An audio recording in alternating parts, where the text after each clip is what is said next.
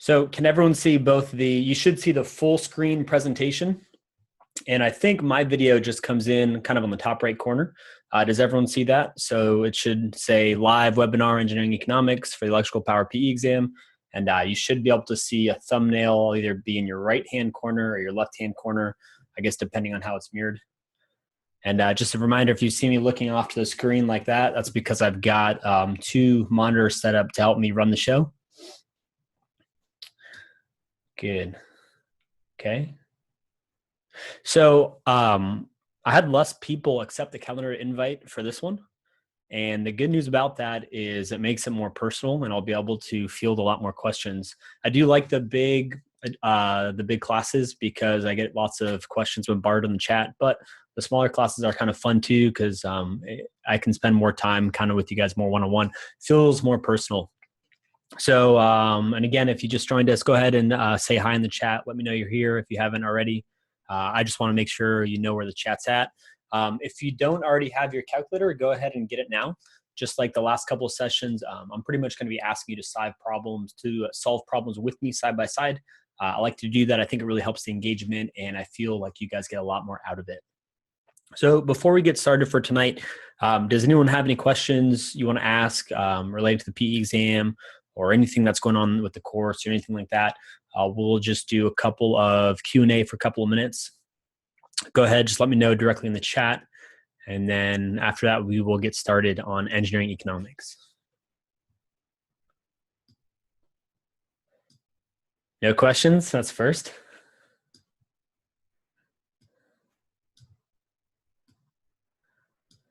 Okay, no questions. I'm going to go ahead and get off cam for now, and we'll focus with what's just on the screen. Lee said, where on the site can we find the previous recorded sessions? So everything gets posted up on the bonus material tab. It's inside the main online course. If you go to the left bar, the navigation bar, first you'll see, I think, like the welcome video, and then I think it's right after the welcome video in the welcome tab, it'll say bonus material. I think it's in all caps.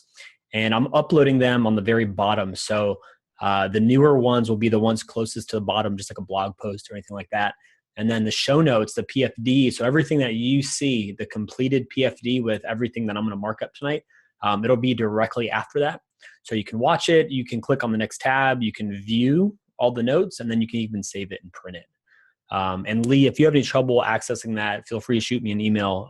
As long as you have an active subscription to the course, you should be able to get to it. And last week's show, I uploaded it the night of, and I accidentally just forgot to put it to publish. So it had been sitting there and someone brought it to my attention. So I do apologize for that. I will try to have this one up tonight. Generally, I try to post them every night. It takes about an hour or two. So generally around midnight on the East Coast, because I'm on the East Coast, I usually have both the notes and the webinar up for the next day. All right, great. Any more questions? If not, we will get started.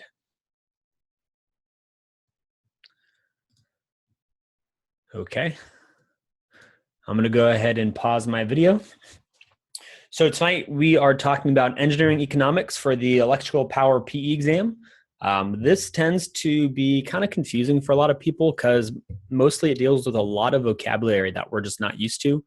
The good news is it's actually very simple once we get the hang of it, and we don't have to expect the tests to ask us on the trickier, more complicated problems. They're usually going to be pretty straightforward.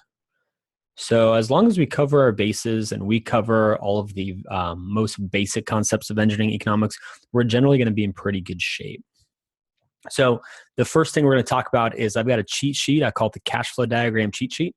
And there is some more information on this PDF than what's currently on the course. So after this exam, or I'm sorry, after tonight's class, please make sure that you download the PDF, the show notes. So here we have a diagram of all the cash flow diagrams as cheat sheet.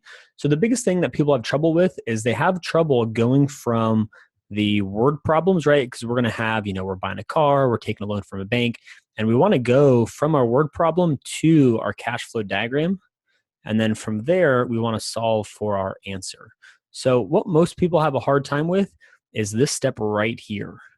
once we have our cash flow diagram, the answer, it's pretty much going to solve itself. It's really straightforward. The math is surprisingly very easy, especially compared to what we're used to dealing with. So the biggest thing is pay attention to the keywords, and then pay attention to how to know which one of these cash flow diagrams on the right to pick from.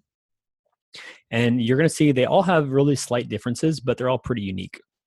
So we're just going to start from the top left here, and we'll work our way down. Present worth, it's the one we're usually most familiar with. Most of the time, it's going to be negative, but don't let that fool you. Our present worth can be positive too. And our present worth is unique in that it's always going to start at n equals to 0, okay? If I have some value here, or I have some value here, these are not going to be the present worth. We're always interested in a single lump sum payment at n equals to 0. So that's the most important thing about present worth. Next, future worth. Future worth is essentially the opposite. Just like present worth, future worth can be positive or negative. And of course, if it's above the number line, it's going to be positive. If it's below, it's going to be negative. And our future worth, it's going to be a single lump sum payment at n equals to n. So essentially, whatever payment periods we're working with, it's going to be one single payment at the very end. These are the only two types of cash flows that have a single lump sum payment. All the rest are going to be spread out. They're going to be multiple payments. Next, annual series. So right off the bat, don't let the term annual confuse you. Annual, of course, means more or less means a year, but this could be a monthly series, like a monthly payment. This could be a daily, weekly. It all depends on what time period, right, our N is in. So don't let the word annual fool you. It doesn't necessarily have to be a year. Next, so our annual, our series payments, again, they can be positive or negative, right? Just like our present and future worth. If they're on top, they're positive. If they're on bottom, they're going to be negative. And our annual payments are always going to start at n equals to 1. And then they're going to continue all the way to n equals to n. Does everybody see that? So that's kind of the dead giveaway that we're dealing with a series payment. We're going to start right at n equals to 1, and we're going to work our way all the way to the last bit here. All right, arithmetic gradient. These are a little more trickier, but they're not too bad once you get the hang of them. The biggest clue right off the bat that we're dealing with an arithmetic gradient is that look where we're starting at. We're starting at n equals to 2. So we will have 0 at n equals to 1, and we're going to have 0 at n equals to 0. Arithmetic gradient is the only cash flow where we start at 2. So make sure you make a note of that. And again, we can have positive or we can have negative, just depends on what side of our cash flow, our number line. So the thing with arithmetic gradient, we essentially have a single value g, okay? And as we increase, we're going to increase in a straight line. It's going to be a linear increase. And every payment, we're just multiplying g by n minus 1. So for example, at n equals to 4, our cash flow amount at n equals to 4 is going to be n minus 1. So that's 3 times g. Really straightforward. And then same thing for the negative amount. This time it's just going to decrease by that same linear amount of n minus 1 times g. Okay. The last is geometric gradient. If this looks a little scary, the good news is chances are they're not going to ask you a geometric gradient. I just have this included here as a reference on the very, very small chance that you are. And there is a very small typo. You probably saw me correcting it right before we started. This should be a 3. So geometric gradient, okay. It's similar to arithmetic gradient in the sense that we have an increasing amount, except this time we're going to increase by a percentage. So you'll notice instead of working with a straight line, we're now actually going to increase by a percentage. So one of the biggest things where people will make a mistake is they get so used to our arithmetic gradient starting at n equals 2. Remember we said that's why this one's so unique. And they get very attached to n equals to 2 and the gradient keyword that they want to say our geometric gradient starts at n equals 2 also, but that is not correct. So our geometric gradient is actually going to start at n equals to 1. You'll see that both for the positive and the negative. The next big giveaway for our geometric gradient is that we're going to deal with two interests amount. So up until now, we've only been dealing with one interest, and that's been our I. So we're going to have our I, that's our compounding interest or our effective interest. And this time around for geometric gradient, we're going to have G%. And that's that percent increase from each year. So look at this. That difference from 1 to 2 is going to be due to our G%. So you have your, essentially you have your A, that's going to be your dollar amount at n equals to 1. You're going to have your effective interest, that's the interest we're most used to working with. Then you're going to have your G%. That's going to be your geometric interest, the amount that's going to increase year after year. And the good news is we can get familiar with the n-1 terminology from the arithmetic gradient. And this time around, that's going to go right up here on the exponent. So you'll notice at time period, let's say we'll pick on 4. We have that A amount or the dollar amount at n equals to 1, right? That's this value right here, times 1 plus G, that's what's in the parentheses. I'm sorry, 1 plus G, yep, times 1 plus G. And then that's going to be to the exponent of n-1. So that's going to be to the third exponent. And G here, G is going to be our G% expressed as a decimal. All right, I know that was quite a bit. Does anyone have any questions up to this point? If some of you are scratching your head or feeling a little overwhelmed or thinking, wow, there's a lot more to this than I thought, I promise this stuff's going to be really easy by the time we're done. And I want to make sure you don't get too wrapped up on the harder ones. As long as you are really solid on present worth, future worth, and your annual series, you're going to be in really good shape. Do you be just as familiar with the arithmetic gradient? And honestly, the geometric gradient, I wouldn't worry about it too much. Chances are you're not going to see it on the exam, but I want you to be prepared just in case you are. Great. First question. Mary said, where do we put the I% and the geometric gradient in the formula? Okay. I will, when we get to at the very end, when we discuss formulas, we'll take a look at that. So Mary, if I forget, remind me, but essentially you will have two different spots on that formula. You'll have a G and an I. The G% just goes on the G, and you're going to use it as a decimal. So if G was 9%, you would have 0.09 would be your G. But it's essentially you're just going to plug and chug. The formulas are very straightforward. Jonathan said, are we going to discuss formulas and the table equivalent? I didn't include anything to talk about the tables. We can. If we have some extra time, I'd be more than happy to. I typically don't talk about the tables when I'm teaching engineering economics for the PE exam because the number of questions are so small in the exam that honestly, I think it's better to focus on something else, but I'd be more than happy to. The tables are really easy. Not everyone goes in with an economics book. If you have an economics book, you'll have the tables. You can probably print them online. That all depends too if a question uses an interest rate that's in the tables. But yeah, I'd be more than happy to if we do have some time. It's very straightforward. Kahina said, is there a different formula for a yearly compound versus the yearly one? Kahina, can you reword that? Is there a different formula for a yearly compound versus the yearly one? I don't quite understand. All right, anyone else?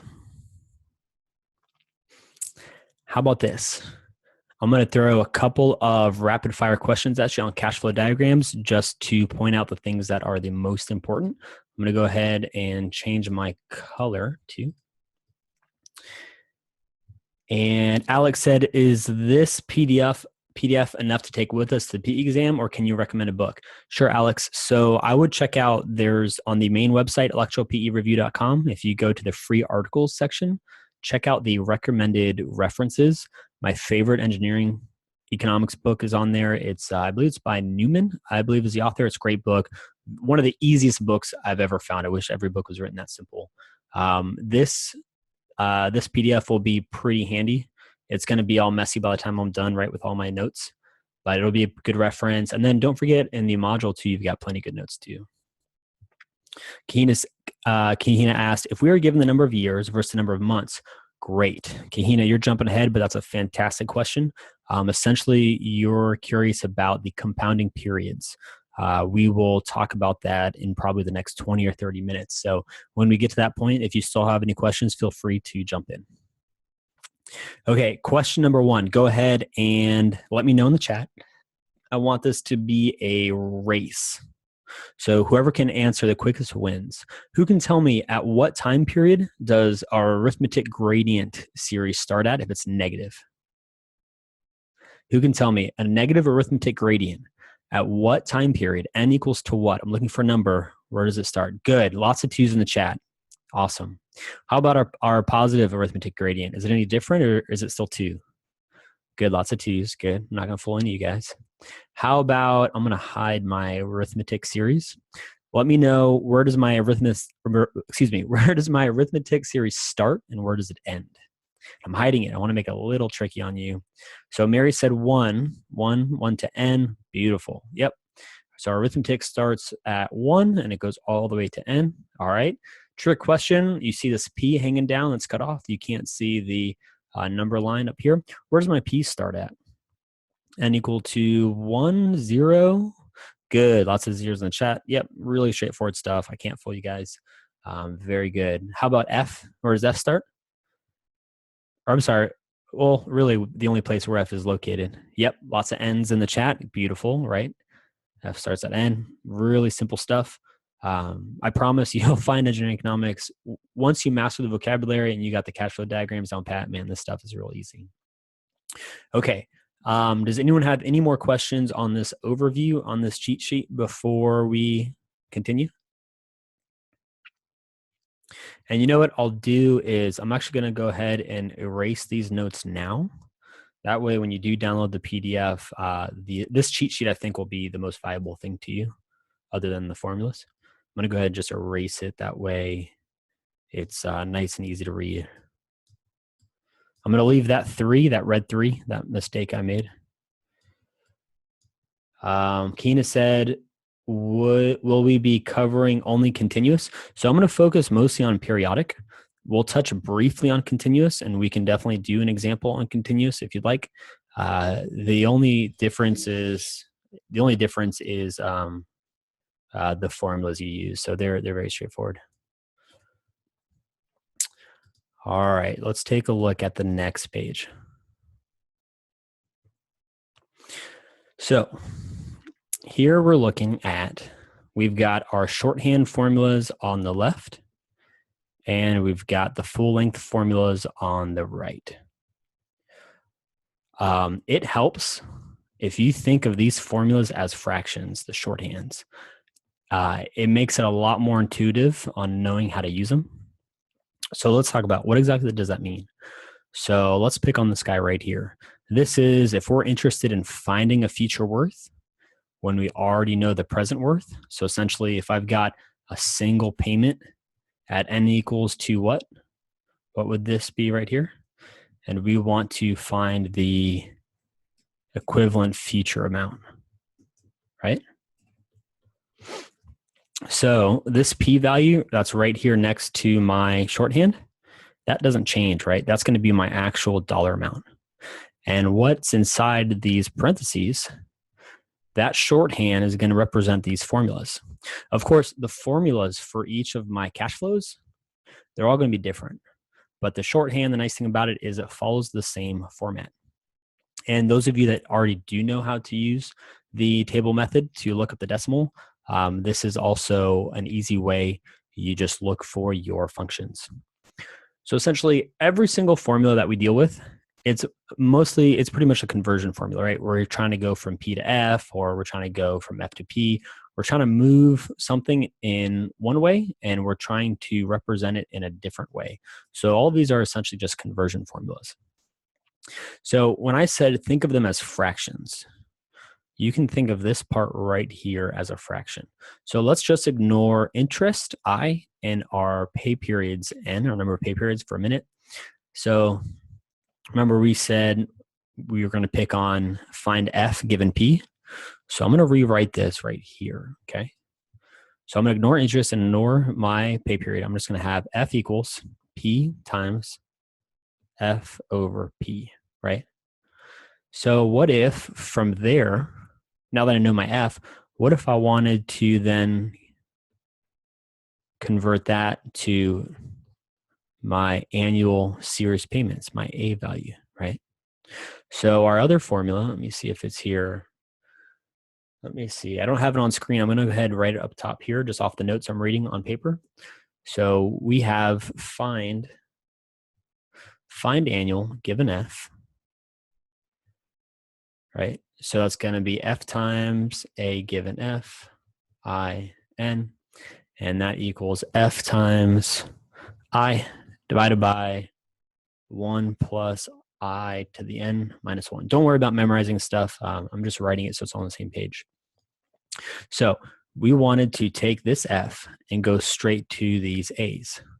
So we can use the formula that says A equals F times, and I'm going to look at the shorthand right here. I'm going to ignore the interest and the pay periods just for the meantime when I'm thinking of them as fractions. So F times A over F. We're essentially, all of these slashes right here, we're going to treat that as a fraction. So look at this. Can't I, when I multiply my P, right, my P value right here, when I multiply this P by my formula, I now have an F value. So I can do a substitution just like any formula.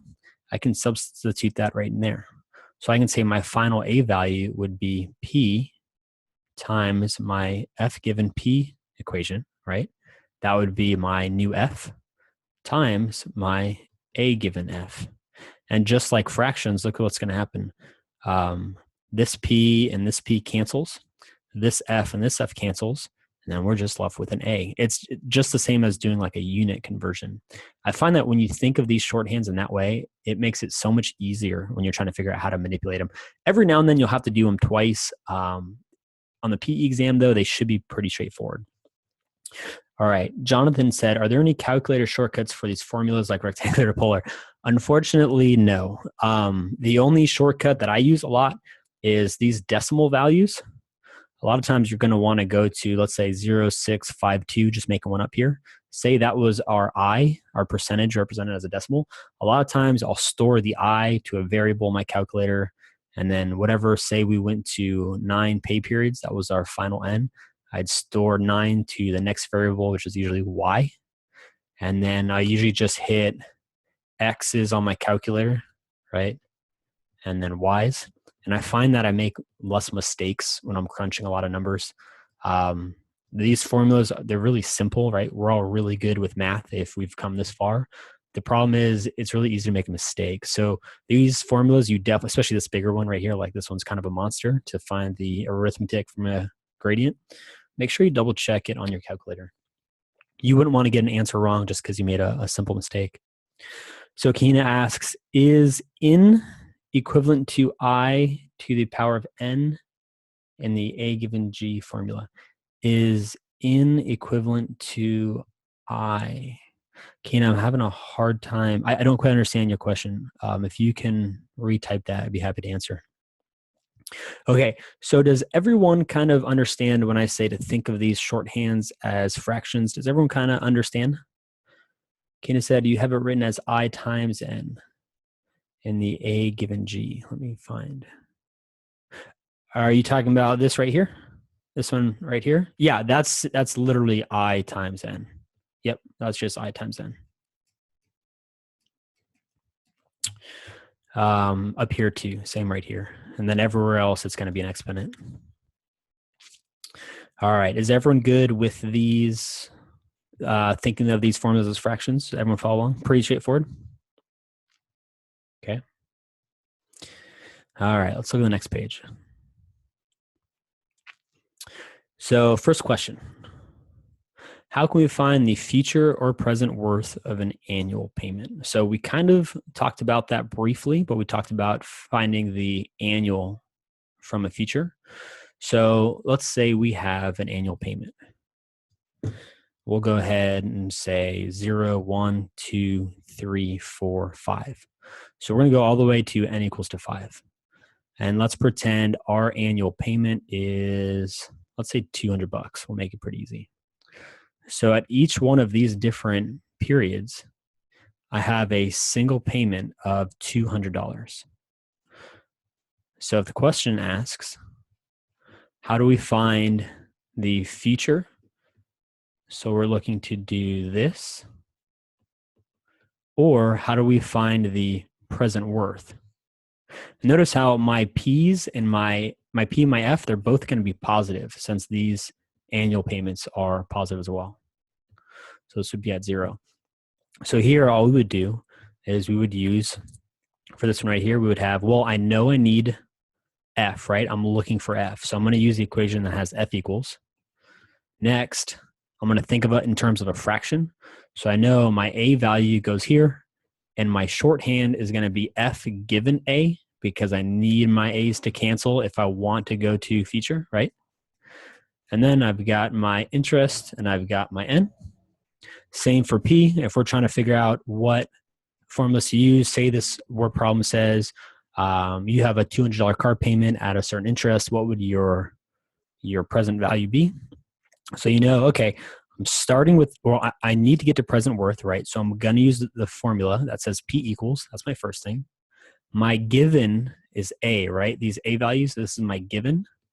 So I know A comes first, right? I'm going to have to multiply it by some value to get to my P, just like up here. And then next, I know I need this A to cancel. So my A is going to be on the bottom. And I know I'm going to P, right? So I'm going to have P right here. So essentially this reads find P given A. Then you just have your interest and your N. So let's go ahead and let's actually solve this. Let's say we are dealing with, we'll use 5%.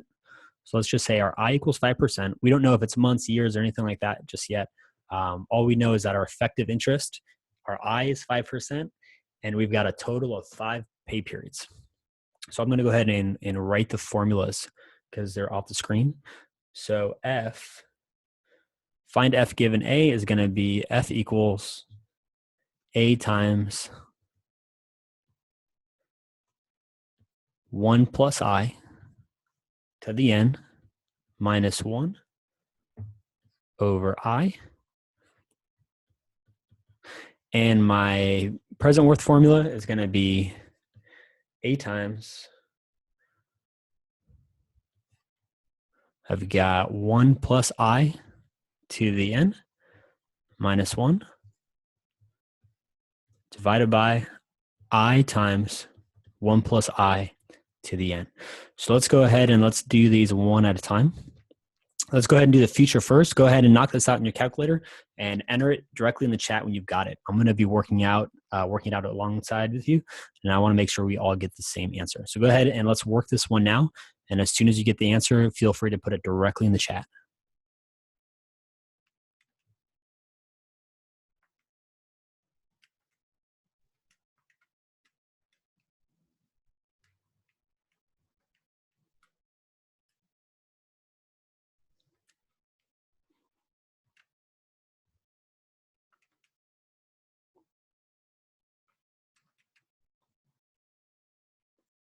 Okay, Mary and Kahina both said $1,105. I got the same amount. What if we rounded to the nearest penny? What would our future value be?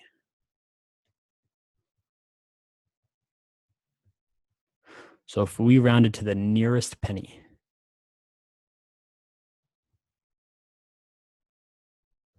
careful, remember this is going to be $1. So if we have 100 pennies and $1, Craig's got the right answer. Zach also has the right answer. We would have and 13 cents, right? So we would have $1,105.13. Pretty straightforward. So essentially what we did just now, we took 5 separate payments of $200 starting at n equals to 1, going to n equals to 5, and we converted that to a single payment in the future to $1,105.13 if our interest rate was 5%. All right, good job. Let's go ahead and find our present worth value. So let's go ahead, let's work this one down here. And then when you've got that value, go ahead and put it directly in the chat.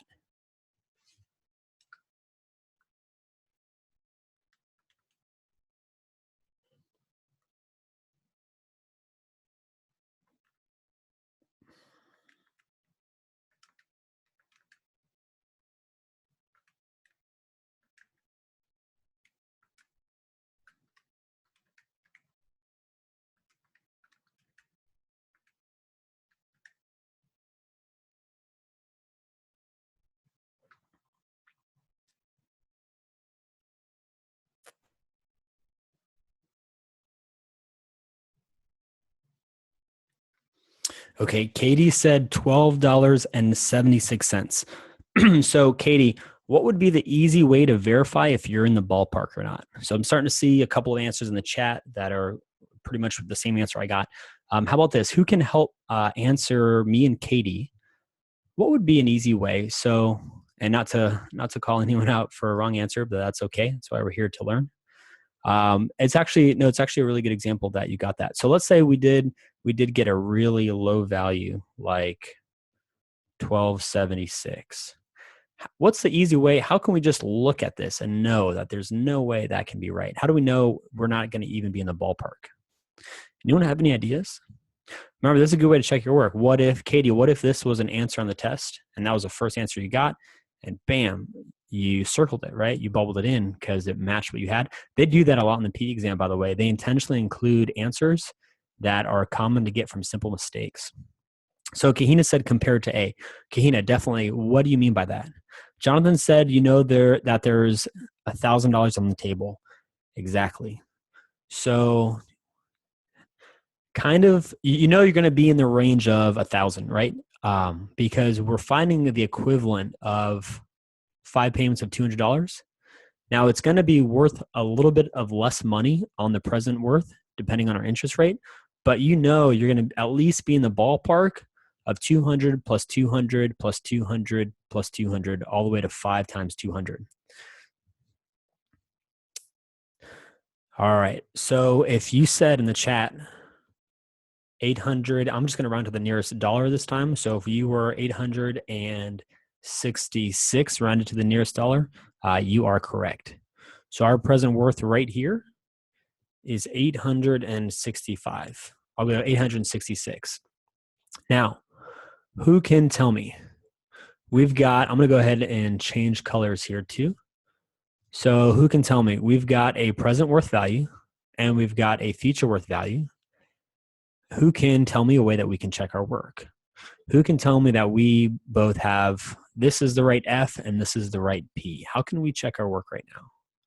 What can we do to check our work? Who can tell me? Any ideas? There's 2 different ways we can check our work. Bingo. Zach said, look for F given P. Exactly. So we can either take this P and move it to F, or we can take this F and move it to P. And if we do that, they should be the same, right? So let's look at this. F equals P times F given P with our interest rate I and N. And that's going to equal P times, the formula is simply 1 plus I to the N, one of the easier ones.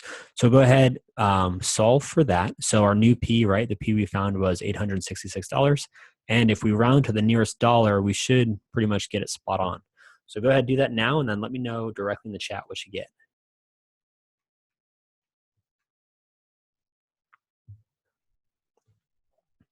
And go ahead, round to the nearest dollar. Yep, $1,105. Perfect. So does everyone see how we're able to check our work back and forth like that? Essentially, we're just treating these formulas as fractions. It's really cool. It's really straightforward. Another neat thing to point out is, let's look at this. So we said F equals P times 1 plus I to the N. And the shorthand for this is F equals P F given P, right? If I'm correct, and I'm telling you correct, if we can treat these as fractions, couldn't we say, okay, if I want to solve for P, I just divide my shorthand, right? So couldn't I say P equals F times P given F? Does everyone agree with that? So in other words, could I say P equals, so I'm going to do the same thing. I'm going to divide my F by my real formula this time. So I'm going to say P equals F divided by 1 plus I to the N.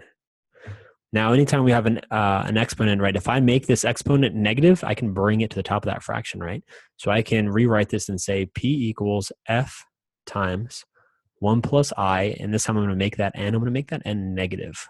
which just lets me bring it from the bottom to the top. Okay, let's see if that's true. I'm just looking at my reference book here. I'm gonna write it right next to it. So the formula I have to find P given F is, sure enough, it's F times 1 plus I to the minus N. Does everyone see that? So look at that. We just derived our P formula, find P given F, from find our F given P. So that's another, if you're in a jam or you're not sure what formulas to use, pretty much swapping them back and forth, you need to. It's another powerful tool to use at your disposal. A lot of people miss that. I'm not sure why. Sometimes a lot of people they don't teach it, and I rarely see that mentioned in the books, which is surprising because the formulas, they're pretty simple. All right. Any questions about anything we've done on this page before I move on? Anything at all? All right, no questions? Next, here's another real easy one. I like to work the easy ones, especially in engineering economics, because it makes the harder ones a lot easier to solve. The hard problems in engineering economics, it's essentially just a couple of the easy ones on top of each other. So as long as you can break down the easy ones, it's really simple. Okay, simple example. What if we put $200 down and have to pay $200 a month for a new car for 60 months? How do we find the future value? All right, who can help me out? Help me with my number line. And let's just go ahead and say n equals to 7. And let's say our effective interest rate, is going to equal to, let's do 6.5%. Let's make it a little more challenging. Okay, who can help me out? Help me draw my cash flow diagram for this. Remember, anytime, I'm a stickler for drawing diagrams, right? You'll see me preach that left and right. I think it's one of the easiest ways to increase your scores without having to even study. But this holds true for engineering economics. These word problems can be a bit cryptic at times, especially if you've never seen this stuff. A lot of us haven't. So the trick is you're looking for those keywords, right? You want to identify those keywords. You want to go straight to a drawing. We're all engineers here. We can work drawings all day and all night, right? Craig said, why does n equal 7 and why not 60? Because I want to shorten the problem. Well, you know what? We can do n equals 62. We'll follow along with the word problem. I actually didn't see that there the first time, so that's actually perfectly fine. Does everyone see why Craig asked that question? I'm actually glad you pointed that out. Does everyone see why Craig said, why did you say n equals to 7? Why not n equals to 60? So I skimmed this earlier and I didn't see that there's actually an n value. So that's actually a really good catch. Kahina said, how do we get I? We haven't covered that just yet. I just arbitrarily assigned our I percentage, our effective, because interest rates can get a little tricky. We actually have two different types. We have R and I percent. And sometimes you need to convert between the two. So we're going to cover this, and I think that's actually what we're going to talk about next. Okay, who can help me draw my cash flow diagram, right? We're engineers. We can work simple diagrams all day. We work with them quite a bit for a living. So who can help me? I'm going to have a number line, right? That's the first thing that goes down. So here's my number line. I know it starts at 0. So, okay, Craig said P equals negative 20,000. Katie said P equals 2,000. Kahina says P equals to 2,000. Okay, so we have two different things going on here. We have one person says we have two people that says P equals to 20,000. And we have one person that says P equals to negative 20,000. Who thinks it's positive and who thinks it's negative and why? And I promise there's only one right answer. Beatrice said negative. Okay, I agree with Beatrice. So our example here, we're going to look at it from our perspective. So we are buying that new car. Okay. So we're going to put 200 down.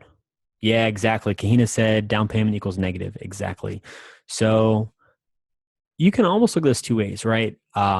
Yes, we're getting a $20,000 loan from the bank, but really, are we really getting $200 or $20,000, or are we receiving a line of credit? Right? We're actually receiving debt. Right? We're now responsible for that 20 grand. So that's going to be negative. Okay. Next, Who wants to help me? What's the next thing? How about what's this last number here? What goes right here?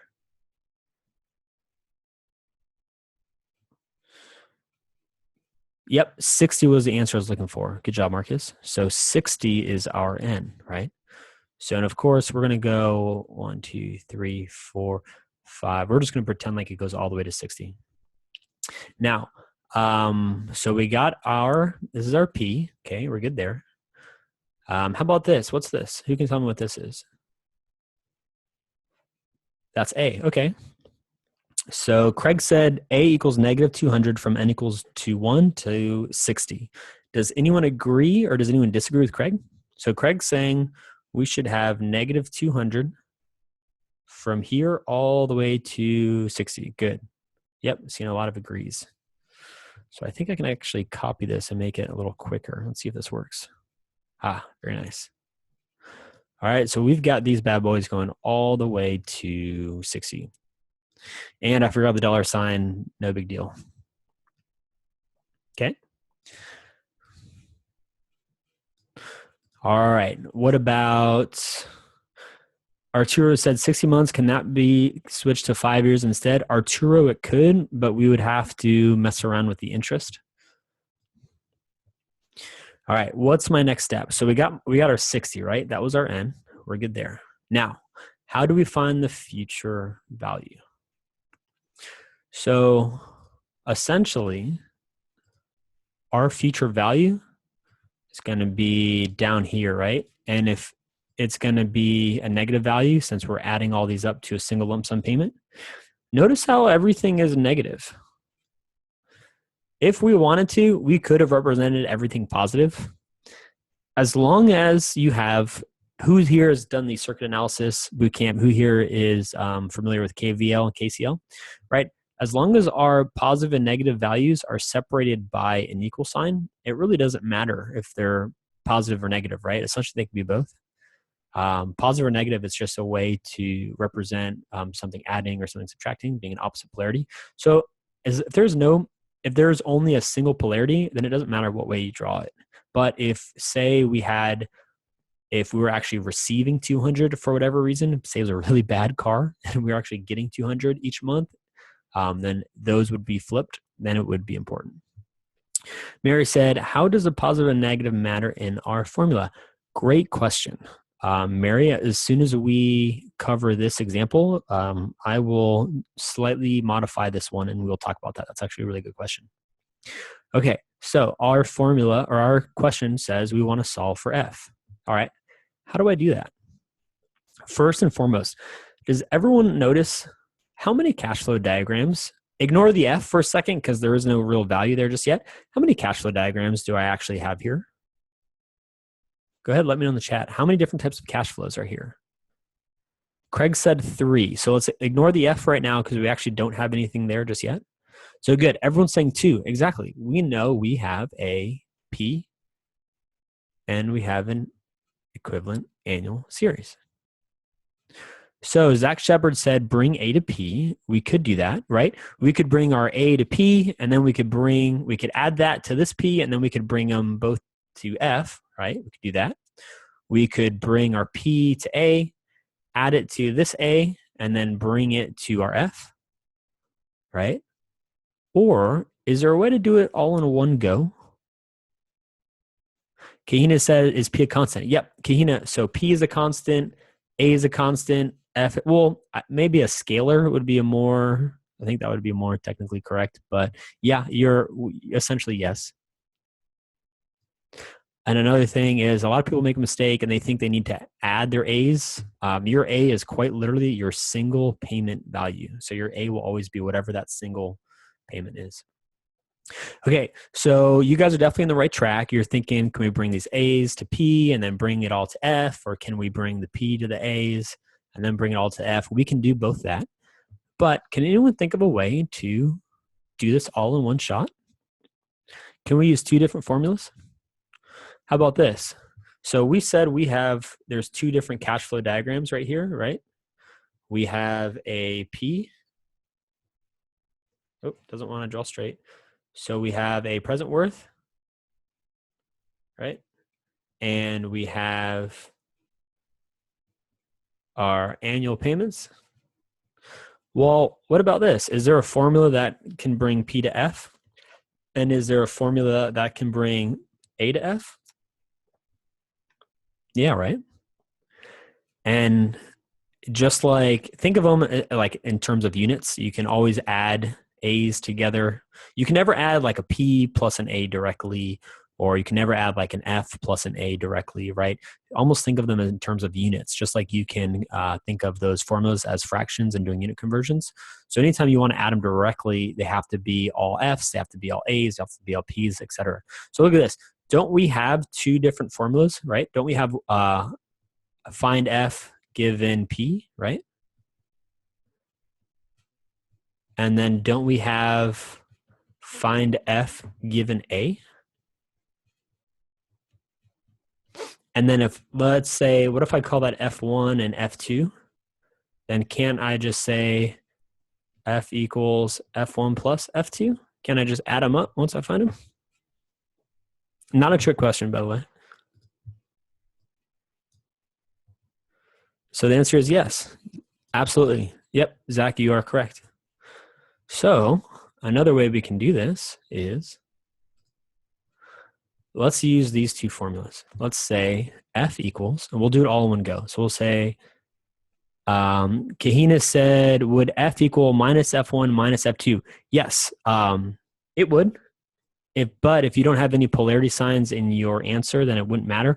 But yes, as long as you're adding positives or subtracting negatives, Kahina, it would more or less be correct, depending on the money essentially would be either negative or positive, depending on if we're looking from our perspective or the lender's perspective. But yes, you are technically correct.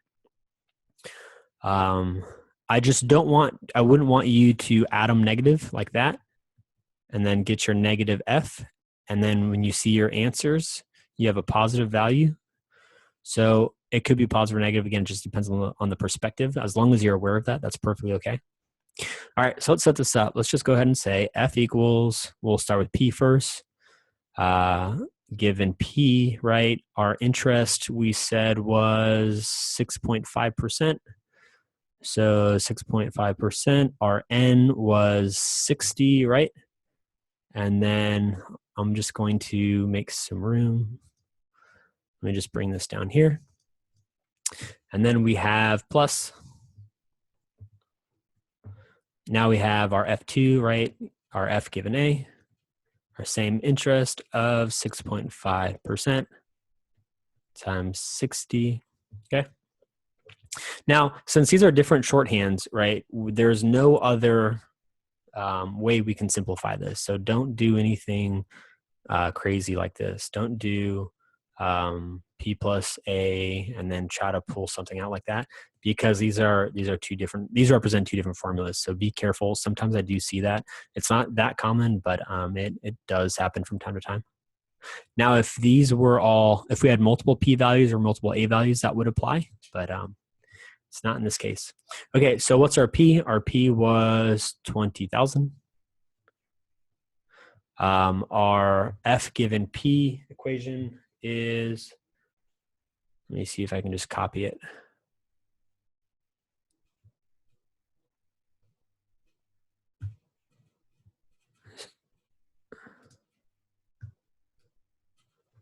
So here's our F given P, and then A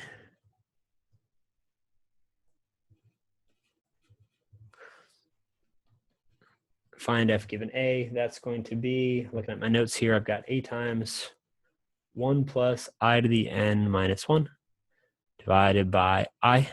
All right, so I've got 20,000. Doing this first one up here, I've got 1 plus 0.065 to 60. And does everyone see why this is my I? And then next, I've got plus. We said those monthly payments were 200. So then I've got 1 plus 0.065 to our same payment period of 60 minus 1 divided by our I. 0.065. Okay, go ahead. I'm sure you guys already started already. Go ahead, work this in your calculator and give me a couple seconds. I'm going to work it too. Feel free to put it directly in the chat when you've got it, and then I'll let you know what I came up with as well.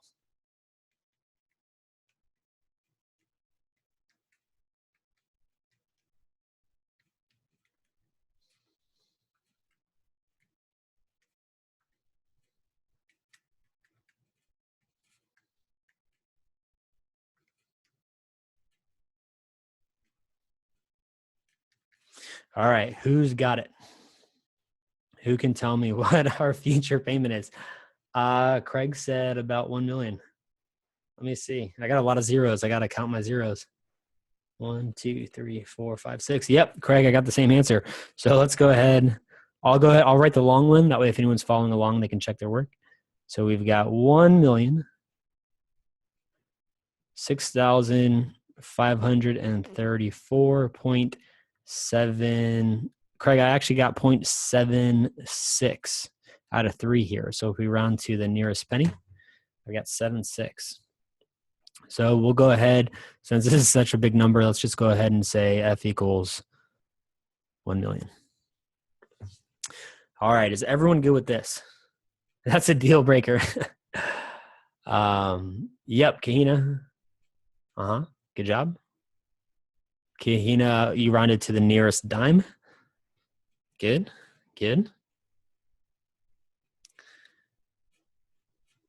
Who thinks this car is a little too expensive?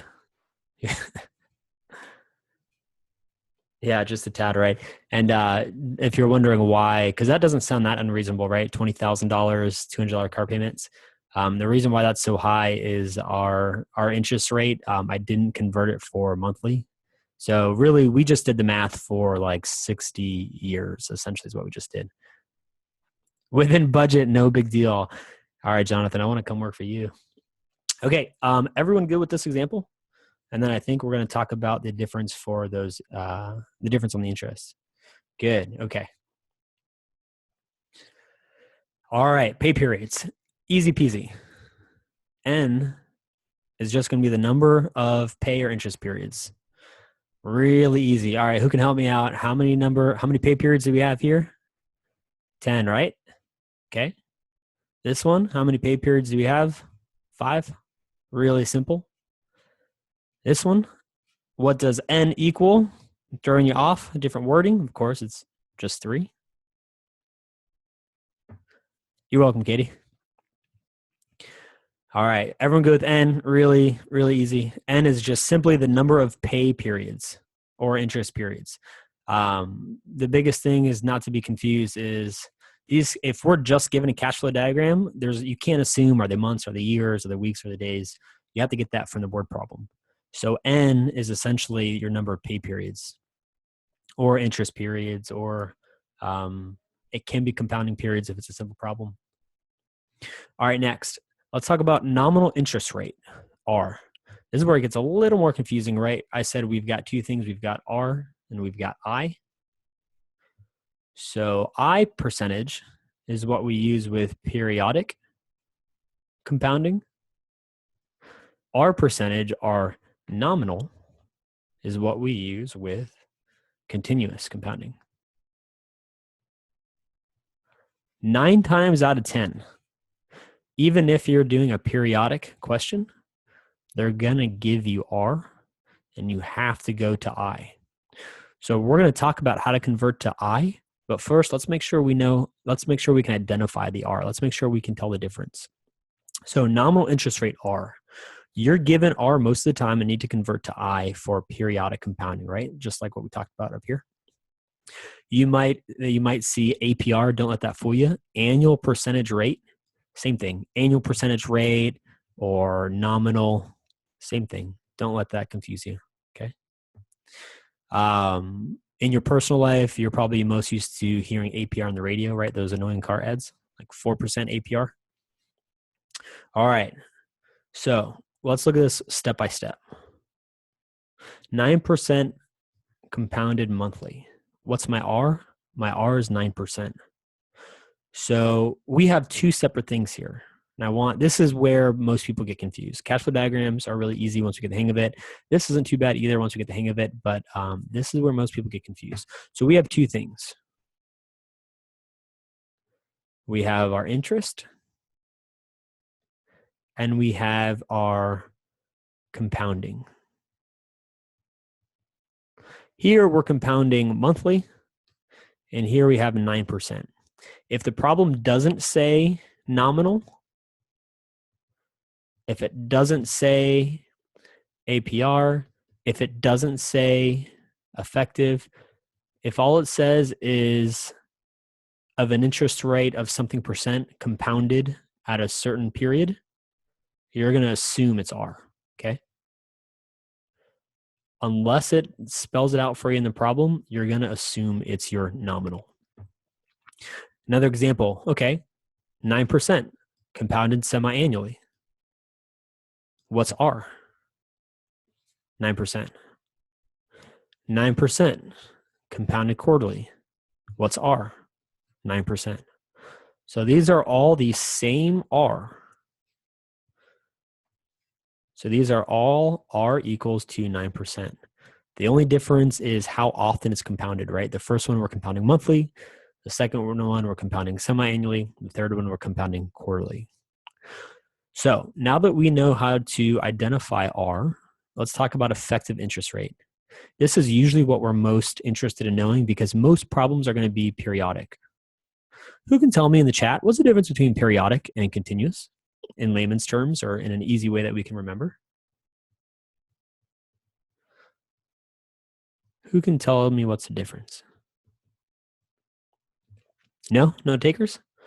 So essentially, periodic compounding, you're going to compound, you're going to wait a period of time, you're going to compound, you're going to wait a period of time, you're going to compound. Keena said periodic is the same rate. Continuous is the same rate too. So periodic, we're going to wait a time, and then we're going to compound, right? Our compounding, that's when our interest either works for us if it's an investment, or that's when it doesn't work for us. It works against us if it's a debt, right? The compounding amount is when it either grows or it decays. So this is periodic. What would continuous be? Continuous is literally just bam, bam, bam, bam, bam. You're compounding nonstop for every, it's your maximum amount of compounding. It's like compounding every fraction of a second. It's essentially the maximum amount mathematically that it can compound in any given time, if that makes sense. So anytime we hear monthly or, monthly, yearly, we all know that's periodic. Continuous will always be continuous, black and white. If the problem says compounding continuous, you know it's continuous. Periodic is going to say, it's going to give you a time period, right? Because it's going to give you this period. Periodic is going to say monthly. It's going to say annually. It's going to say quarterly is a favorite. Yearly, semi-annual. It's going to give you that periodic amount. Continuous is always continuous, it's black and white. Okay, so our effective interest rate, it's typically what we want to work with, and it's the only interest rate we can use for periodic. So let's look at how we find our I. We talked about how to find R, right? R is going to almost always be given to us. If we're lucky, they might say nominal, they might say APR. So M is going to be the number of compounding periods per pay period, right? So we're going to divide our R by our M to get our effective rate. Just like if we know our effective rate, we can multiply by M to get our R. So let's we're going to do an easy example side by side, and then we're going to do about 4 examples back to back. This, again, it's a little confusing at first, but once you do a couple of examples from different perspectives, it's pretty easy. So, okay, R and I example. 24% nominal interest rate, same as 24% APR. Easy enough. We know that's our R. Now, find I if it's compounded. So let's say find I if it's compounded 12 times a year monthly. Who can tell me what's my M? What's M? It's 12, right?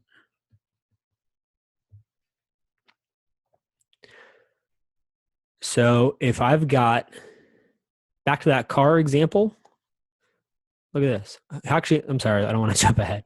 Well, let's finish this first. Okay, so to find interest rate per compounding period I, all we do is we divide, that's 24% by 12, right? That's R over M. So if we had a word problem that said 24% compounded monthly,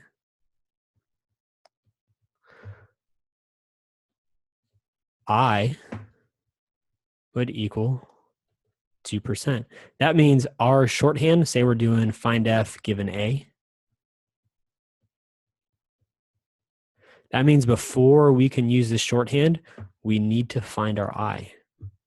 Does everyone see that? Okay, let's go back to R. Mary asked, did you say if it states nominal or APR, it's R or I? Yep, that was our definition of R. And I'll scroll up really quick to show you. So nominal interest rate R is the same as APR and is defined as the nominal interest. How about, Mary, can you tell me when we use R instead of I, what type of compounding? Kahina said, would N equal the number of months after converting to I? Exactly, Kahina, exactly.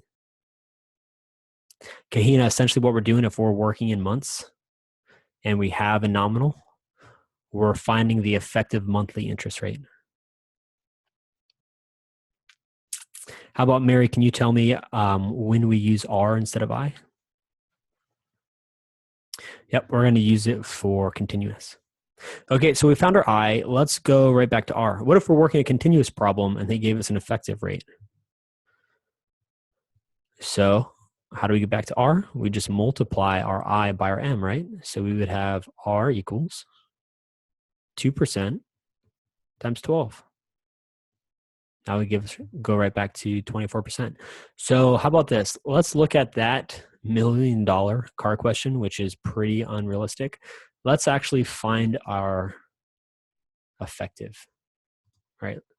I said not to worry about it before, so I'm just going to draw a box here to make it separate because I don't want to confuse anyone that's going to go back to this. So how about this? What if it said,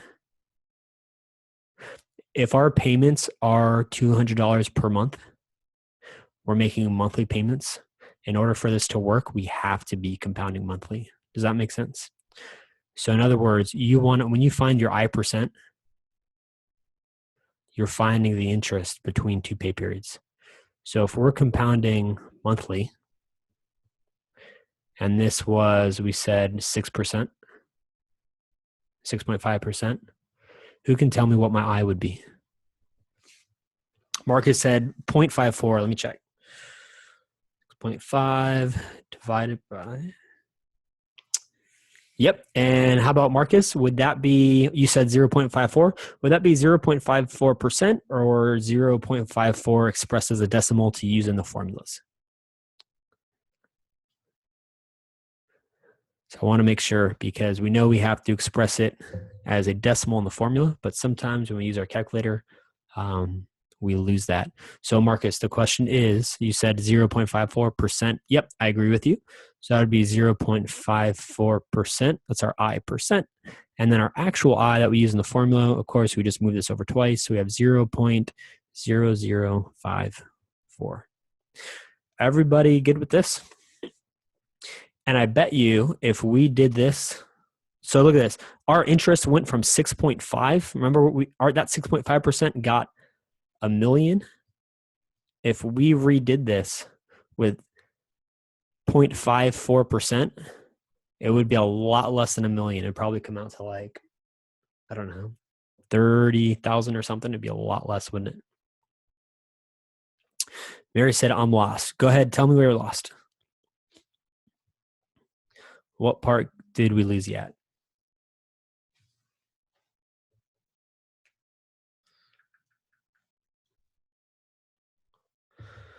Mary said 0.54. So Mary, there you go. Thanks, Kahina. So check out what Kahina said in the chat. Essentially, we are we're pretending that this percent right here, this 6.5 that we worked originally, we're pretending that that was our R, since we know $1 million is pretty far-fetched for a car.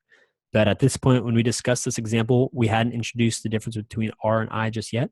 So now we're reworking it to be more realistic on how we could expect to see it, and we're converting that R to our I. Kahina said, think of it as a yearly rate. Yep. There is a slight difference when you get deeper into engineering economics, but essentially, R will always be a yearly rate. So your I can be, you're thinking almost as an effective rate.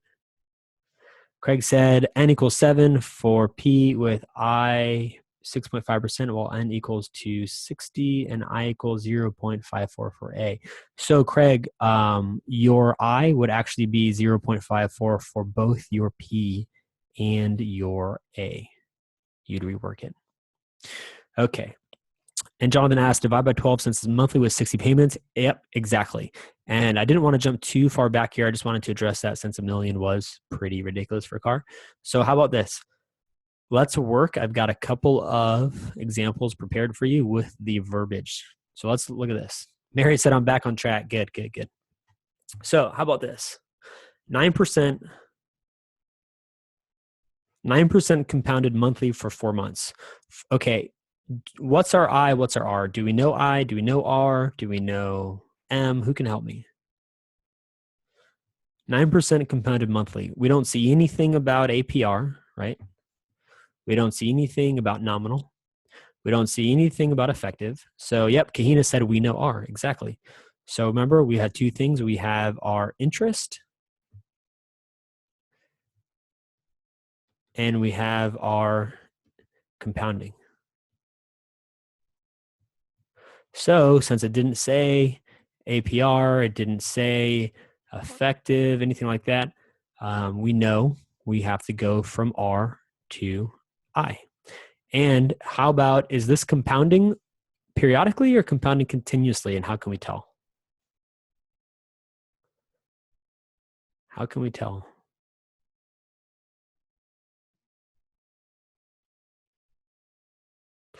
How can we tell if this is continuous or periodic? So remember, continuous will always tell you continuous. The giveaway is it's monthly, right? Periodic, it's a periodic compounding. So we have to know the periodic amount, how often it's going to be compounded. So we know this is periodic. And since it's periodic, we have to find our effective interest I. And Kahina said N equals to 4 months exactly. So how about this? Who can tell me what's my I percentage? And then I'll scroll down and we'll look at the answer. Who can tell me what's my effective interest rate I? How about first? Good, 0.75%. How do we do that? What's the one variable we haven't talked about yet? What did we not mention yet? M, right? What's M? If we're compounding monthly for 4 months, our M is going to be 12. So essentially, our number line, our cash flow diagram would look like this. 0, 1, 2, 3, 4. Just like Kahina said, N is 4, so we stop at 4. These are going to be months. And I'll scroll up in case you guys can't see that. Those are going to be months. And that means from 0 to 1, I have what? I have 0.75%. So each month, it's going to compound 7.5%. That's our I. And guess what? What if we stretch this all the way out to 12 months? What would the sum of that interest be for 1 year, aka we know that would be our R equals 9%, right? 9 times 12, right? I'm sorry, 0.75 times 12 would give us our 9 if we went all the way to 12. Does everyone see that? I think it kind of helps to see it represented graphically like that.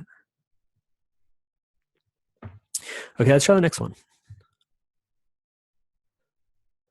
All right, what's my R? Who can tell me what R is? Who can tell me what M is? Who can tell me what N is? And then who can tell me what I is?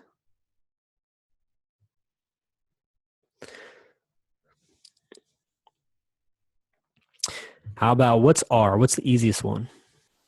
R is 9%. Yep. Careful. M is careful. Let's talk about this. These are all going to be separate things. So we know our N, we have 2 years, compounded semi-annually. Yep, M is 2. What's our N? Who can tell me what our N is? 4, exactly. Good job, Jonathan. Does everyone see where we got 4 for our N?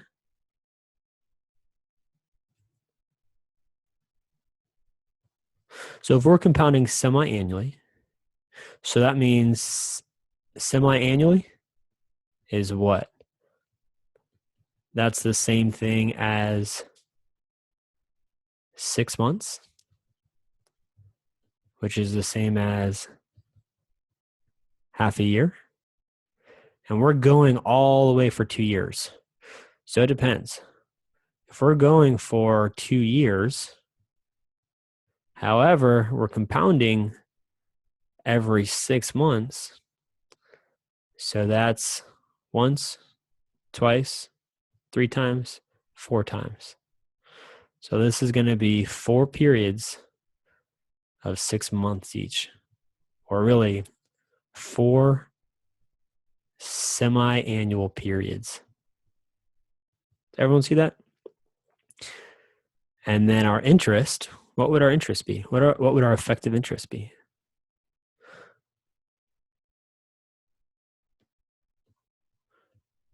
So what would our interest be from here to here? Or our interest every semi-annual period for a total of 4 periods?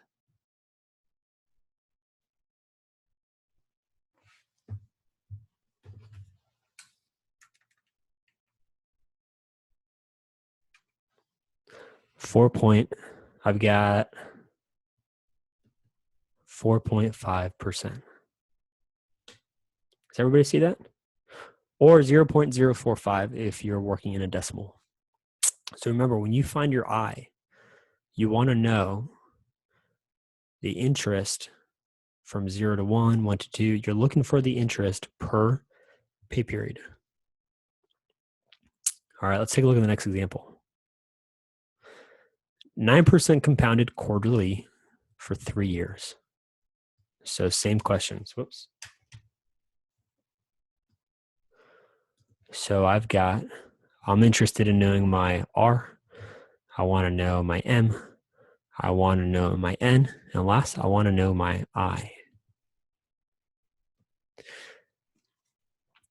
So we're going to be compounding quarterly for 3 years. So we know we're working with quarter payments, right? So quarterly is every 4 months, right? And we're working with 3 years. So 4 months. Did I do that right? Nope, sorry. That's 3 months, isn't it? Quarterly, 4 quarters per year, 3 months. Okay. So quarterly, we've got 3 months. Every 3 months, we're going to compound. And we're going to do that for 3 years. So 3 times 3 years is going to give us 9. Does everyone see that? Wait, sorry. No, that's right. 3 months. Quarterly is 3 months. So that's a fourth of a year. So every 3 months. Hang on. Sorry, the quarterly ones always get a little confusing. So quarterly is every 3 months, and we know that's 1/4 of a year.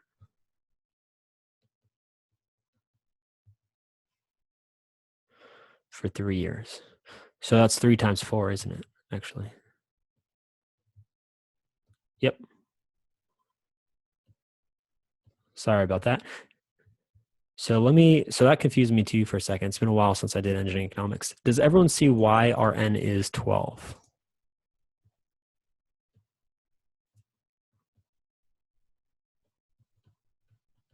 Is everyone good with n equals to 12? Does everyone see how we got that?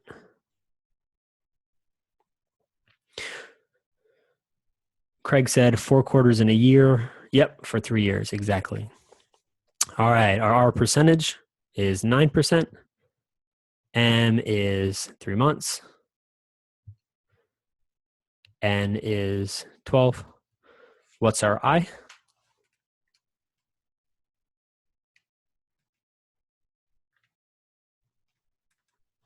$2.25.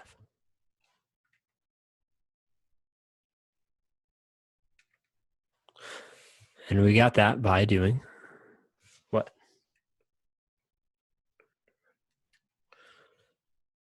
9 divided by 4, 2.25. Yes, M is 4. Thank you. So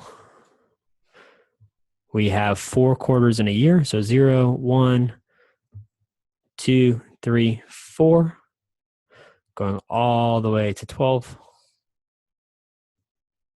And this interest right here would be 2.25. Okay, everyone good with this? I think we've got one more example. Pop quiz, is this periodic or continuous? Is this periodic or continuous? Periodic, exactly. How do we know? Keyword is compounded quarterly. If it's continuous, we would see compounded continuously. All right, last one. 9% compounded continuously for 10 years. What's my N? And I'm not going to say R or I, but what percentage would I use in my formula? So we talked about there's 2 different types of interest. One is used for periodic, and one is used for continuous. Yep, this one is continuous. So do we need to do anything to this? Marcus said R equals 9%. That's true. Do we need to do, and Kahina said N equals to 10. Yep, I agree with you, Kahina. Now, do we need to do anything? Do I need to find my I? Or do I use this? Can I use this? Does anybody know? I mentioned a couple times briefly leading up to this. Marcus said use R, exactly. So continuous, we use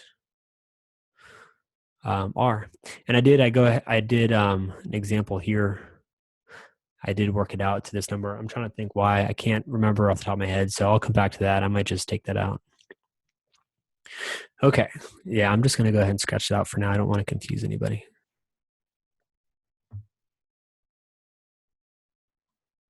Okay.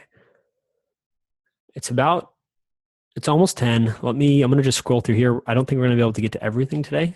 Let me see if I have some of the more simple word problems.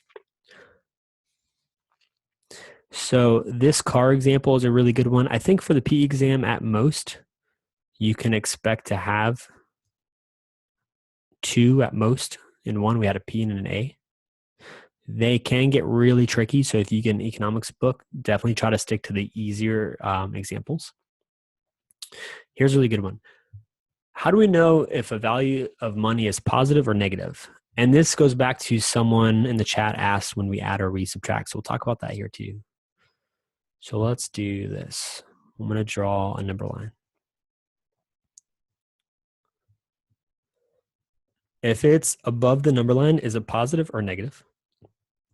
And if it's below the negative or below the number line, is it positive or negative? Who can help me? Go ahead, let me know directly in the chat. Positive is above. Yep. So we know that means that below is going to be negative.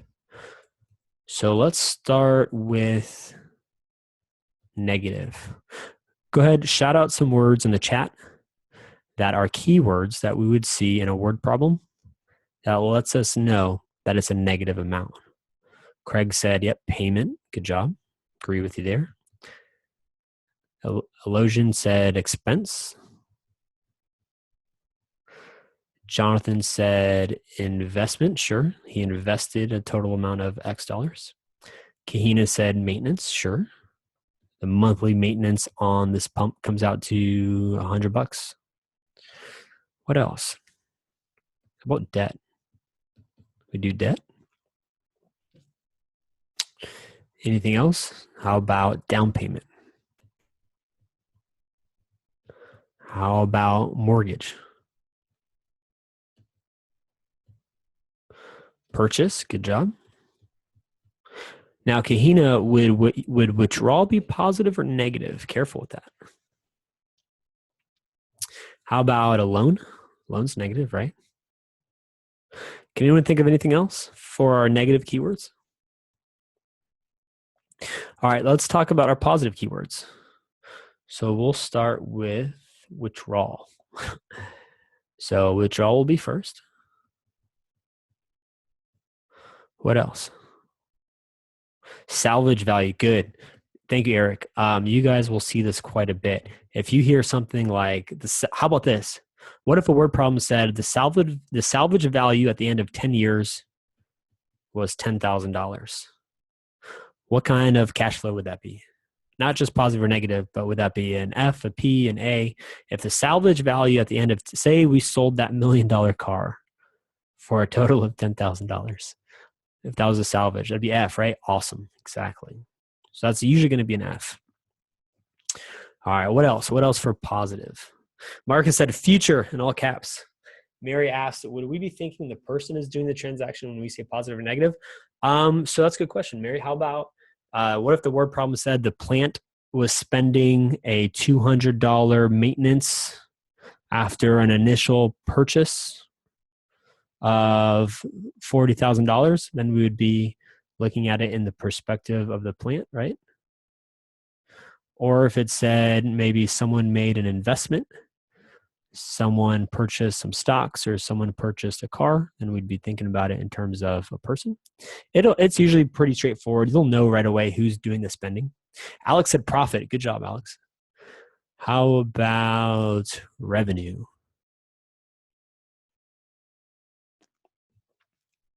So Kenya said, how about ROI?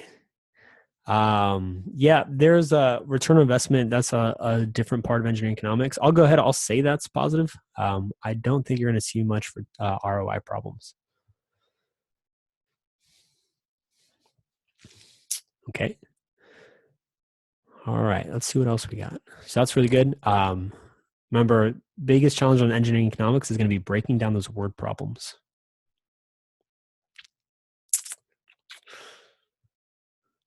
All right. So let's look at this.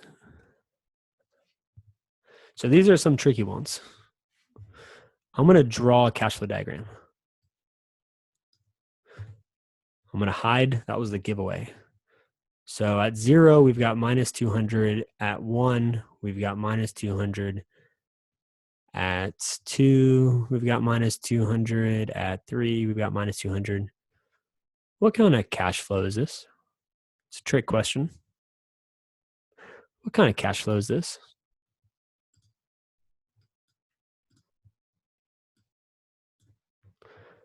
Periodic, yep. Okay, you're correct. How about Jonathan said down payment, Eric said annual, bingo. Craig said A and P, Marcus also correct, present and annual.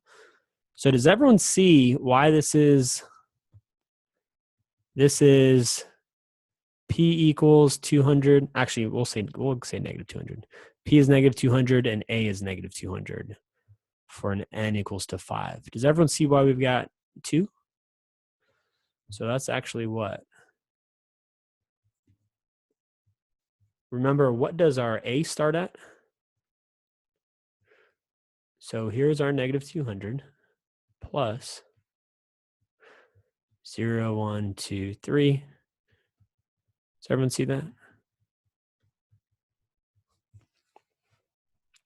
Yep, Zach Shepard said annual starts at 1. Exactly. Careful. N equals to, in this particular example, N equals to 3.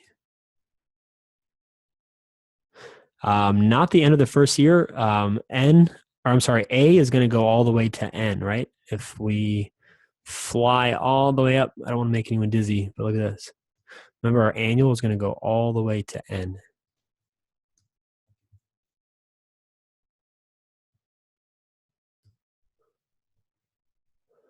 Okay, good job on that. How about this one? Here's a really tricky problem. This is one that gets a lot of people. So expect some tricks here. Let's say 0, 1, 2, 3, 4, 5.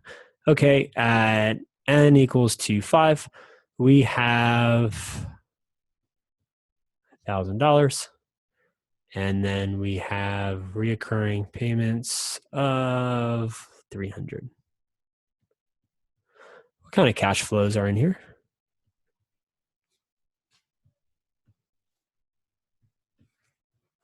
A and F, okay, sure. What is my A equal to?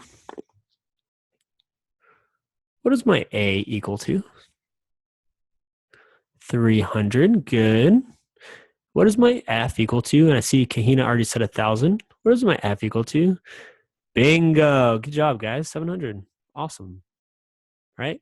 Because we actually have, this trips people up all the time. We have a hidden A right here, right? So our future is going to be right there. So our future is going to be 1,000 minus 300. Great. All right, what other tricky ones can we look at?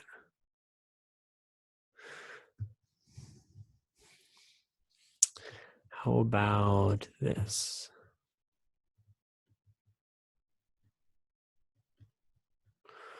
So what was our A last time? 300? Let's say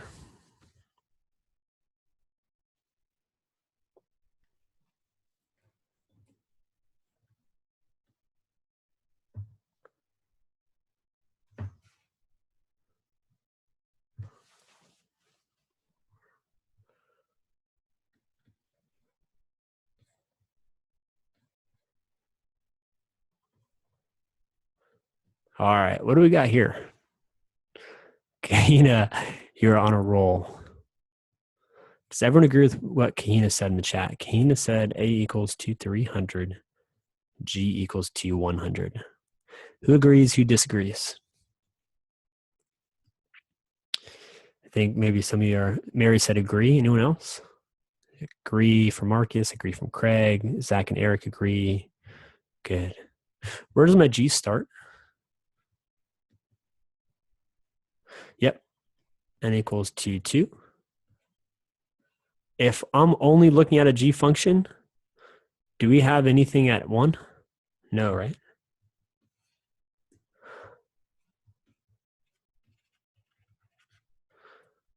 So we really have what? We have 100. We have 2 times 100. We have 3 times 100. We have 4 times 100. But 4 times 100 is 400, and we've got 700 right here. We know that's because we were adding those A's, weren't we? So we have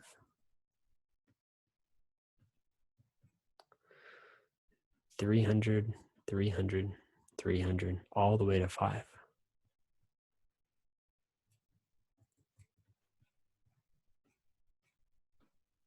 Great. What else? Here's a really good one, and it gets tricky, so we're going to draw it. We're going to draw the individuals, and then we're going to work our way backwards. So we got A minus G. Someone asked earlier, when do we add? When do we subtract? What if we have a positive? What if we have a positive value and a negative value? So here's a great example on that. So let's draw our A's. Right, our A's are going to be positive. So 0, 1, 2, 3, 4, 5, and we'll say A is 200 again. That's a nice, easy number to work with. Okay.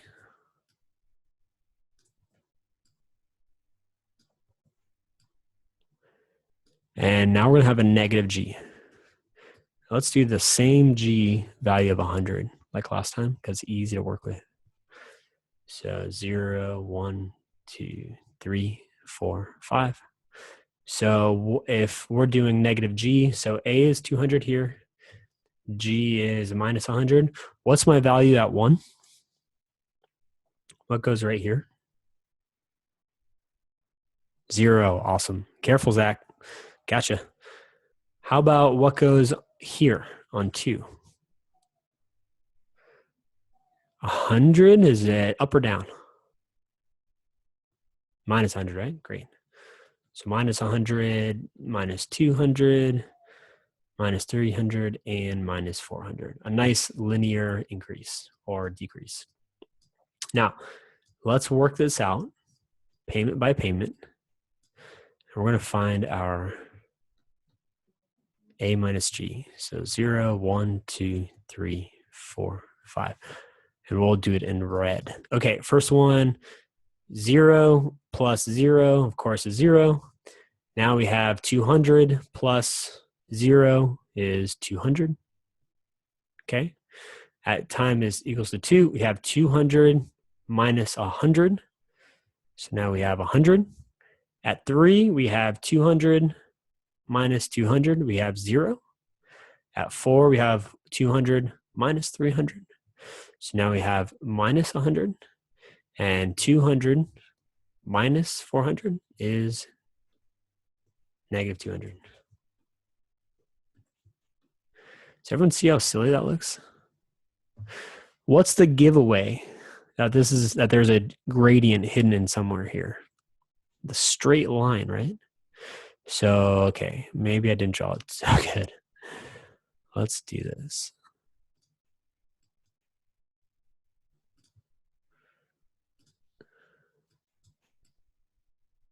There, it's a little better. So everyone sees that straight line. That's a dead giveaway. All right, what else? So this is probably unlikely to see this on the exam. It's possible. If you are comfortable working this out, then you're gonna have no problem with cash flow diagrams. Let's see. So it's about a little after 10. How about, who has any questions? Mary said, how about using positive or negative on the formula? Sure. Okay, perfect. Let's do this. Let's find the present worth. Let me just find the right formula. Okay, let's do this. Let's say we want to do a minus g to p. So we want to find our p. And we're not sure if it's positive or negative, are we? So let's do this. How would I find my p? I'm going to go ahead and just write the formulas up here. So the first one is p equals, there it is, given a. So, whoops. Let me see here. P a times p given a, I times n, and p also equals, given g is g times the really big one, 1 plus I to the n. We don't have to work this out all the way, but we'll show the shorthand. There's that I times n that we talked about earlier, right? That's not an exponent. Divided by, look at this, I squared. 1 plus I to the n. Okay. So how would we find this p-value? I'm going to go ahead, I'm going to draw it down. Intuitively, I know it's going to be negative because we have 200, we have positive 200, minus 200, positive 100, minus 100, and 0 here. But the interest, if we're going all the way back to 0, I'm pretty sure it's going to be negative. I'd have to actually work it out now that I think about it. But I think that this negative would be worth more in that interest amount. Craig said, Zach, wouldn't the a minus g answer all be positive, subtracting a negative. So no. So let's think about this. A minus G, my G is negative 100. So this is my negative G, this is my minus 2G, this is my minus 3G, this is my minus 4G. So here we have A minus G, here we have, oh, excuse me, that's just A. Here we have A, here we have A minus G, this is A minus 2G, this is A minus 3G, and this is A minus 4G. Does that make sense, Craig? Keena said, when a salvage value S is given, do we need to compound it or use the whole S value? Keena, it depends on the problem. They might say the salvage value of the car after 10 years is $10,000. If you take into account the $200 you're paying each month, find the present worth. Okay, Mary, I want to make sure I answer your question, Mary. So let's look at this. How would we find this present worth? So we would have P equals 2. Let's use the first one. We would have our A is 200 times P given A, whatever our interest was, and our N was 5.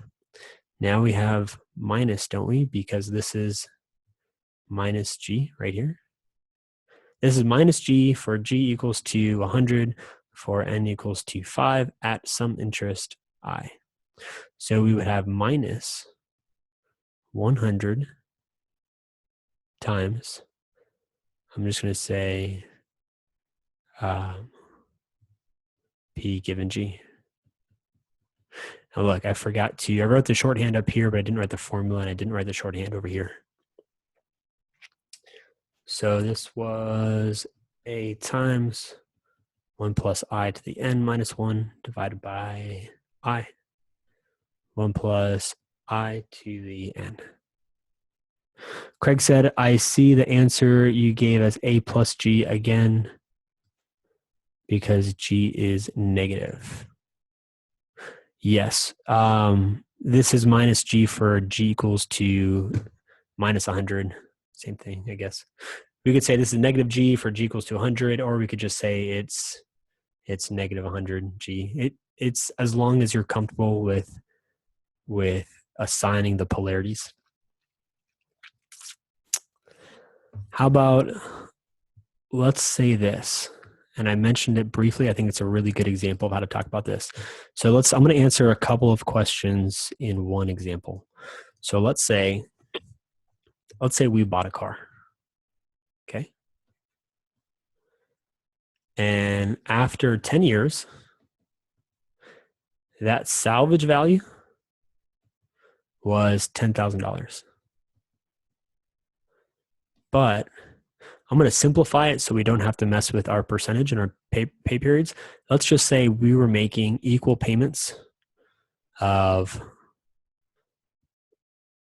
let's say, $500. Let's say we're doing $500 per year. Okay. Let's say our percentage was 5%. And we want to find our present worth. Okay.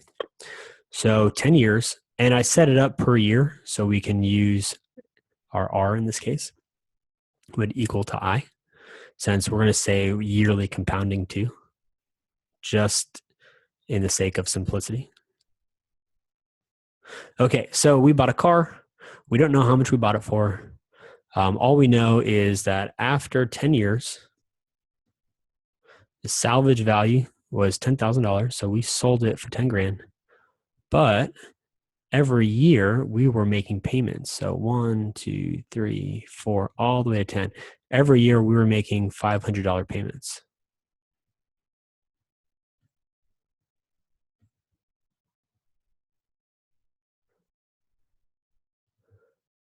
We can even say, what if the word problem said up until the 10th year, AKA we even have a payment right here. Does everyone see that? So if the word problem said $500 a year for 10 years and our salvage value was $10,000, what would our true F value be at 10?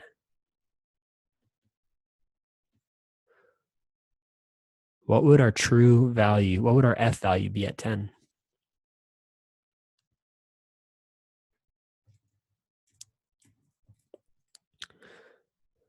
So really, if we drew this combined, we would still have those $500 payments, right? But here we would have 9.5. Does everyone see that? Does everyone see? So here we've got our A's. And we've got an F. If we combined them, right? Our F is that 10,000, but we could eliminate that payment on 10 and have an equivalent net of 9.5 thousand. So if we were curious, if we were interested in finding the present worth, if we wanted to know what was our P and would our P be positive or negative, we would have P equals to, is A positive or negative in this example right here?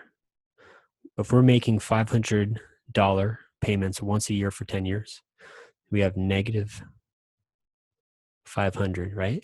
And that's our P given A. We said interest was 5% for 10 years. And now we have our F, right? It's 10,000.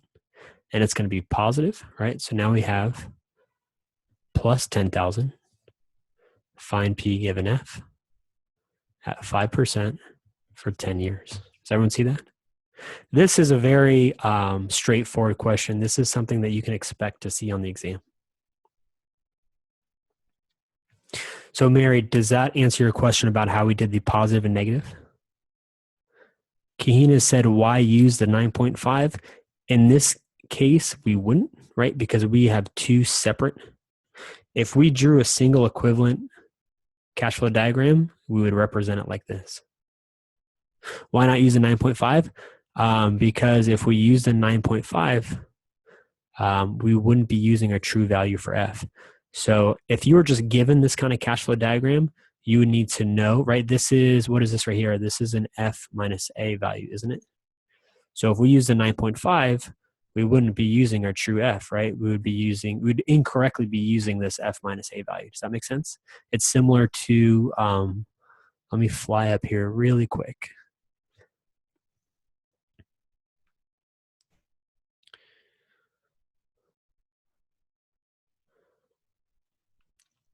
Remember we talked about earlier how we had that hidden A, except last time they were both positive, and this time the A is negative.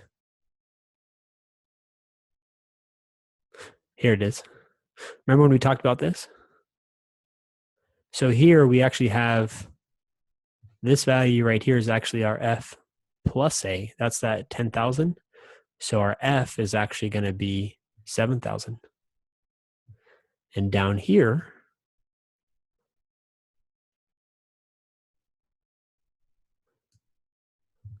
now we have F minus A. So if we want to know our actual value of F, what we use in this formula down here, we have to add our, because we know this really goes all the way to 10. Even though it's not being shown, we know A goes from 1 to 10, 1 to N equals to N. Exactly, because A finishes at the nth period. Exactly. All right, it's about 10:17.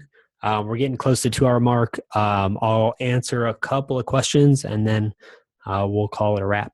So does anyone have any questions with what we talked about? And this example that we finished on, this is actually a really good, you're welcome guys. This is actually a really good PE exam style problem. This is this is a 6-minute problem if you know what you're doing. So expect to have at most 2 different cash flows in one problem. I have a hard time, maybe 3 at most. Maybe you have a down, like if they're, so maybe they'll talk about it in terms of like electrical engineering, they'll say a plant purchased a motor for $20,000 and then it makes payments, monthly payments of maintenance payments of 200, and then it has a salvage value of 1,000, right? Now we have a negative P, we have a negative A, and we have a positive. This is actually this would be our F minus A. So maybe you at most will have 3. That's pushing it though. Arturo asks, how do I get the PDF? Arturo, I will export everything we did tonight as a PDF. I should have everything up by midnight tonight. So it'll be ready for you in the morning. It'll be right after the video. It'll be real easy to download it. It'll be like downloading that case study. Did everyone get the coupon for the circuit analysis bootcamp? Was everyone able to enroll in that? Okay. Yes, good. That's really good one too. And if you guys, since we're getting closer to the P exam, who here hasn't done the Power Fundamentals Bootcamp yet? Who hasn't done the Power Fundamentals Bootcamp? Marcus, if you didn't see the coupon, go ahead and shoot me an email, and we'll figure out why you didn't get that. Craig, I think I manually enrolled you, if I'm not mistaken. So Zach, Marcus, and Eric, if you guys haven't done the Power Fundamentals Bootcamp, I would not push that off. That's like, I would say the majority of all questions I get, it always comes down to a Power Fundamentals. It covers single phase, three phase. The sooner you go through that, you'll have a lot of light bulb moments, I think, and it'll prevent you from chasing your tail during some of your study sessions leading up to the exam. So I almost like, if I was going to start this over again from scratch, I probably would have built that first. I think it's one of the most important steps. So I highly encourage you guys to put where you're at on hold. I think it's about 15 videos and a case study. You could probably breeze through it in an evening or two. It's not too bad. But I highly recommend that. I think it'll answer a lot of questions. Jonathan said, Zach already yelled at me to take it. It's very helpful, 2 hours-ish. Yeah, it's really helpful.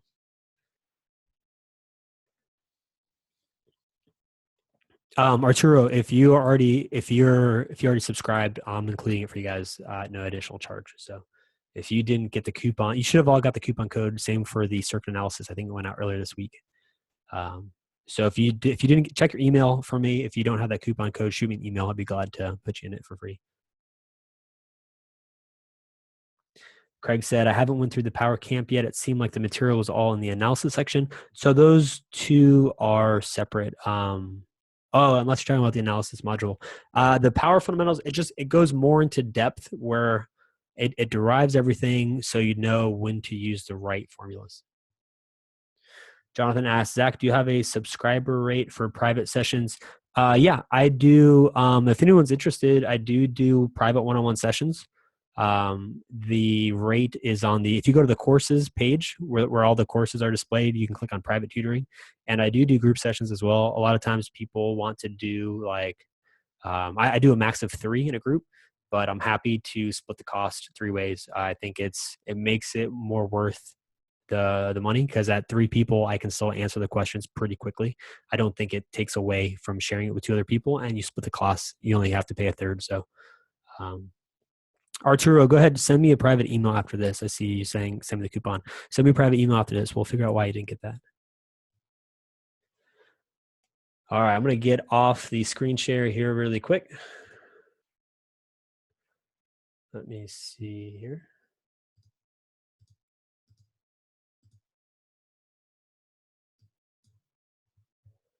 Start video. Okay.